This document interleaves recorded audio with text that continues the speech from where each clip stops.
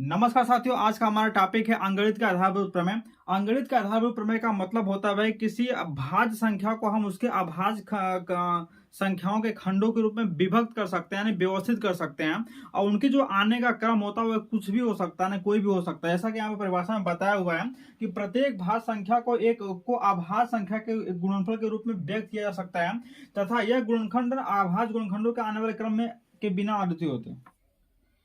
जैसे हम कोई एग्जांपल ले लेते हैं 32 ले लेते हैं यहाँ पे। तो 32 को क्या ले सकते हैं, 16 गुणे 2 ले सकते हैं या ले सकते हैं। अब देखिए 16 गुणे 2 ले सकते हैं तो 2 हमारा क्या है, 2 हमारी अभाज्य संख्या है, लेकिन 16 हमारी क्या है, भाज्य संख्या है। तो 16 को फिर तोड़ सकते हैं, 16 को 8 गुणे 2 ले सकते हैं यानी 2। अब यहाँ पे 8 भी हमारा भाज्य है, यानी 8 को हम लिख सकते हैं भाई 4 गुणे 2 यानी 2 गुणे 2। ठीक है, 4 भी हमारा भाज्य है तो हमारा 2 गुणे कितना, 2 गुणे 2 गुणे 2। ठीक है, गुणे 2 बात पे।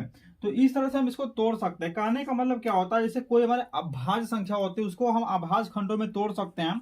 और अभाज्य खंडों में तोड़ने के बाद क्या होता है भाई, उनका जो क्रम होता है वो कुछ भी हो सकता है। जैसे मैं कोई अदर एग्जांपल ले लेता हूँ। जैसे मान लीजिए यहाँ पे जैसे मैं 30 ले लेता हूँ, क्या लेता हूँ, जैसे मैं 30 ले लेता हूँ भाई। 30 को हम तोड़ सकते हैं क्या, 30 को तोड़ सकते हैं 2 गुणे 3 गुणे क्या 5, 3 दूना 6 पंजे 30 हो जाएगा। ठीक है, अब इसको हम इस क्रम में मान लिया हमने तोड़ दिया। ठीक है, लेकिन इसका जो आने का क्रम होता है जरूरी नहीं कि ऐसा ही हो। ठीक है, कुछ भी इसका क्रम हो सकता है, मतलब संभावना व्यक्त की जा सकती है। जैसे हमारा इसको लिख सकते हैं हम इसको लिख सकते हैं 3 गुणे 2 गुणे 5 भी लिख सकते हैं, या 5 गुणे 2 गुणे 3 भी लिख सकते हैं, या लिख सकते हैं भाई 5 गुणे 3 गुणे 2 भी लिख सकते हैं। ठीक है, कहने का मतलब इसको किसी भी क्रम में व्यवस्थित किया जा सकता है। ठीक है, बस ना फिर रखा जा सकता है। तो ये हमारा अंगणित के आधारभूत प्रमेय का सिंपल सा कॉन्सेप्ट यही होता है, प्रत्येक भाज्य संख्या को अभाज्य संख्या के गुणनफल के रूप में व्यक्त किया जा सकता है तथा यह गुणनखंडन अभाज्य गुणनखंडों के आने वाले क्रम के बिना अद्वितीय होता है। ठीक है, तो इस प्रकार से हम इसको व्यवस्थित कर सकते हैं। तो भाज्य संख्या क्या होती है, अभाज्य संख्या, जैसा कि मैंने आप लोग को बता ही दिया है